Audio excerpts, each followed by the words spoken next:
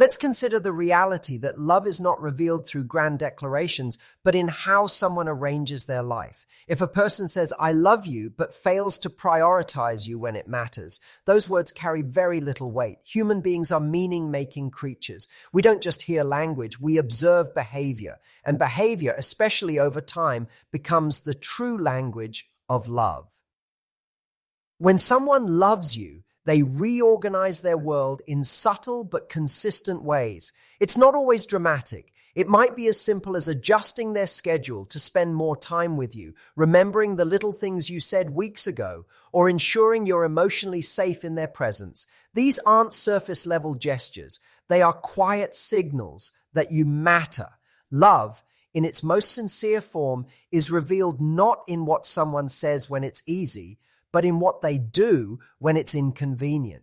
That's where people often misunderstand love. We've been conditioned to associate love with intensity, big speeches, bold moves, romantic declarations. But mature love, the kind that endures, doesn't need to announce itself at every turn. It demonstrates itself in how it shows up under pressure, when things are uncertain, when emotions run high, when responsibilities pull us in a dozen directions. Who still carves out time? Who still checks in? That's your answer.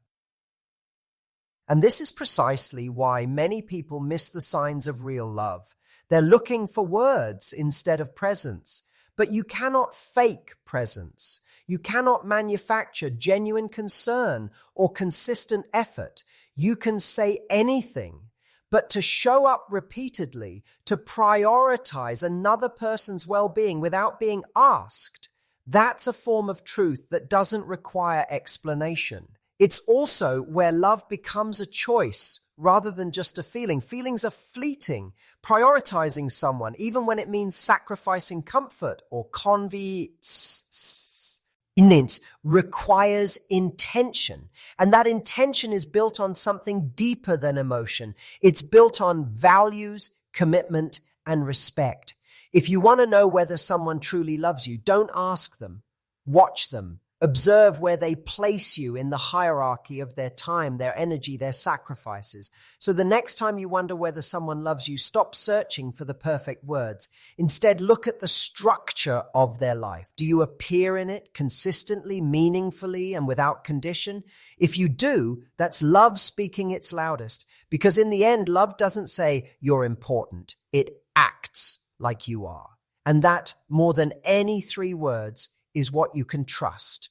There's something profound about the way a person listens when they're in love. Not just the act of hearing words, but listening, truly engaging, absorbing, and responding with care. You'll notice it in their stillness, in their attention, in the way they remember the details you forgot you even mentioned. That kind of listening is not casual. It's an act of presence. And presence, in our distracted, fast-moving world, is one of the rarest and clearest indicators of deep emotional investment. Love, when real, creates a kind of reverence for the other person's inner world. It's as though their experiences, their fears, their joys all become part of your mental landscape. And so when they speak, you're not just waiting to reply or to offer advice. You're taking them in. You're valuing their perspective as something that actually matters. That doesn't happen unless there's love behind it, because deep listening requires effort, discipline, and above all, respect. Now think about this psychologically. Why is attentive listening such a powerful sign of love? Because to truly listen, we have to set aside our ego. We have to relinquish the desire to dominate the conversation, to be right, to impress. Listening says, you matter more in this moment than my own agenda. It's a silent declaration of humility and care. In a way, it's one of the most selfless things we can do. And make no mistake, this kind of listening is felt. You feel safe around it. You feel seen. You feel like your emotions are not just acknowledged, but held with a kind of sacredness. That's why people who feel truly loved often say things like, I can just be myself around them, or they understand me without me having to explain everything. It's not magic. It's not fate. It's someone choosing moment after moment to listen. So when you're trying to decipher whether someone is truly in love with, you ask yourself, do they hear me? Not just when it's convenient, but when I'm struggling, when I'm vulnerable, when I'm unclear even to myself. Do they offer their attention when it costs them something? Because love isn't proven in grand romantic gestures. It's revealed in those quiet moments when someone chooses to be there fully without distraction or impatience. In a world full of noise, love whispers through attention. And if someone listens to you like you're the only voice in the room, they don't need to say, I love you. They've already proven it. One of the most overlooked indicators of love, real, durable, committed love, is sacrifice. And I don't mean grand movie scene gestures. I mean the daily, often invisible choices someone makes to prioritize you, to alleviate your burden, or simply to be there, even when it's inconvenient. That's the key. The presence of love is often felt in the willingness to endure discomfort for the sake of someone else's well-being. There's a profound psychological principle at work here. Sacrifice is evidence of value. We do not give up time, comfort, or resources for things we don't care about. When someone consistently chooses you over ease or self-interest, they are revealing something that words could never articulate fully. It's a nonverbal affirmation. You matter more than my momentary comfort. That's love in action. Now consider what this looks like in a relationship. Maybe they drive an hour out of their way to see you after a long day. Maybe they cancel plans because you're struggling and need support. Maybe they carry emotional weight, calm you down, reassure you without making you feel like a burden. They don't complain. They don't make a scene. They just show up. That kind of reliability doesn't come from obligation. It comes from emotional commitment.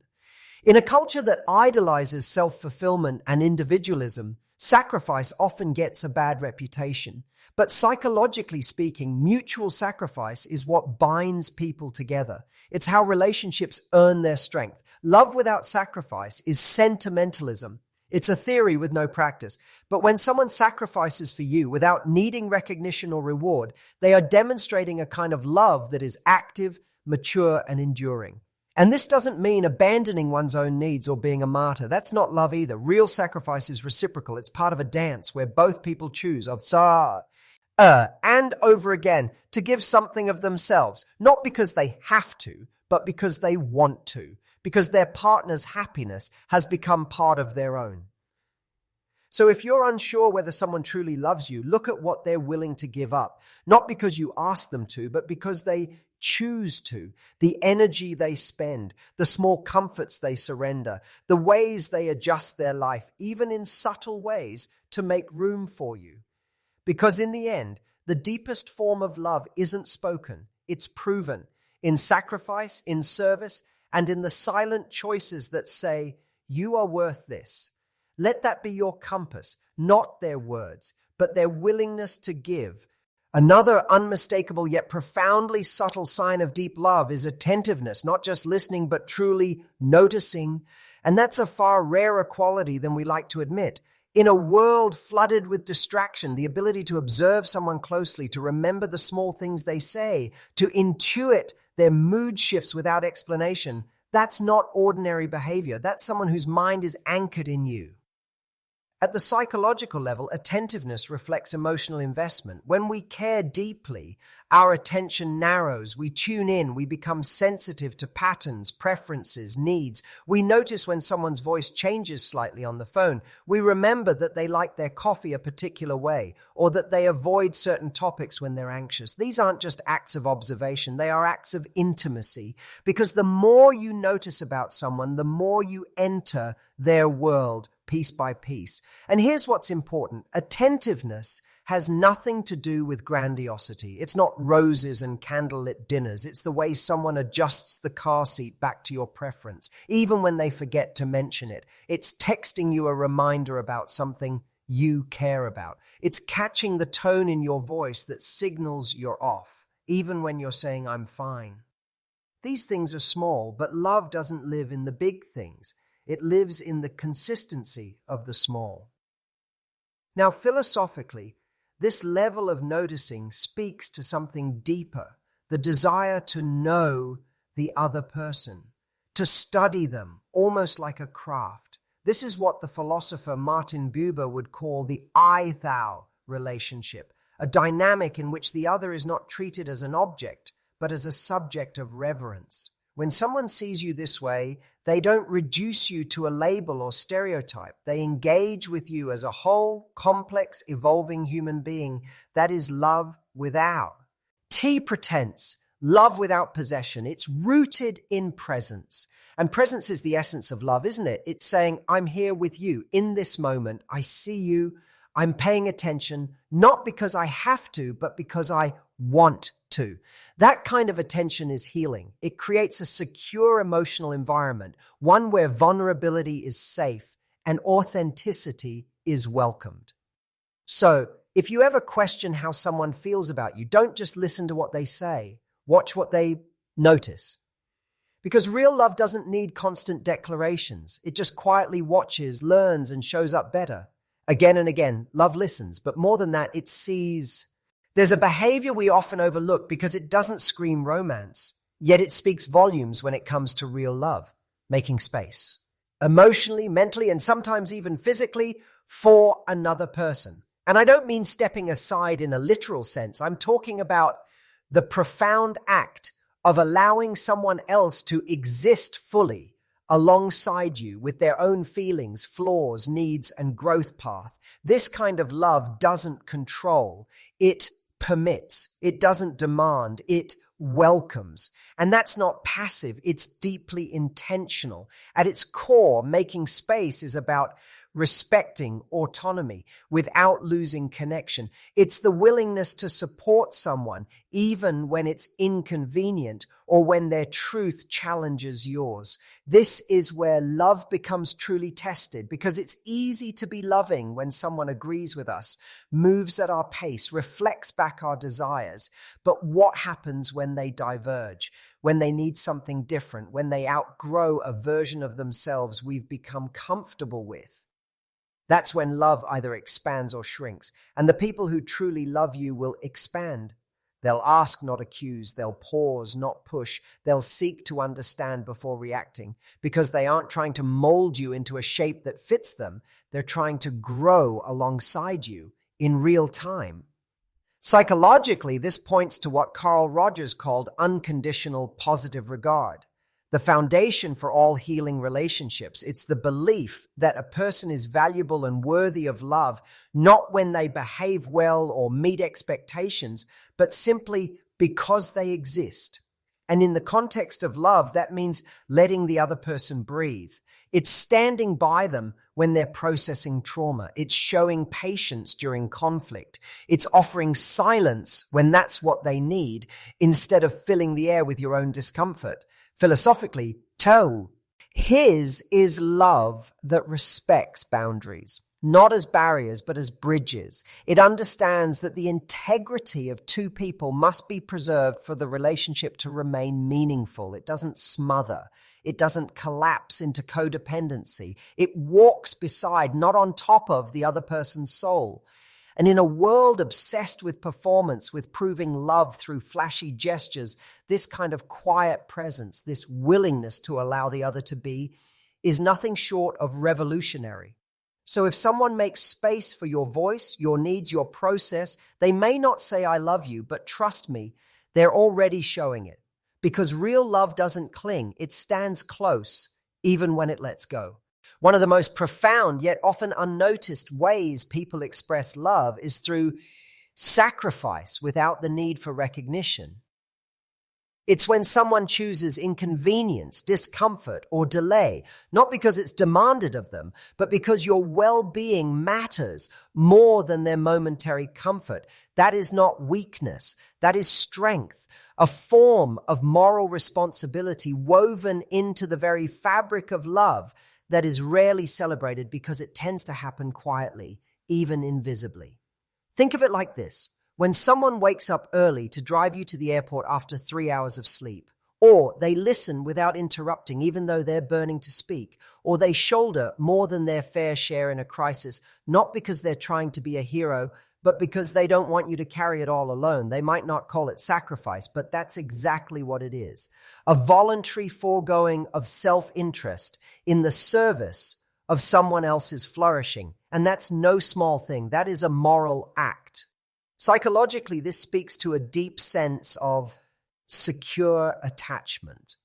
People who sacrifice from a place of love, not fear or control, often operate from a foundation of emotional security. They aren't offering their time, energy, or presence as a transaction. They're not keeping score. They give because to them, your peace is their peace. Your win is a shared win, and your burdens, while not entirely theirs to carry, are not yours to bear alone either.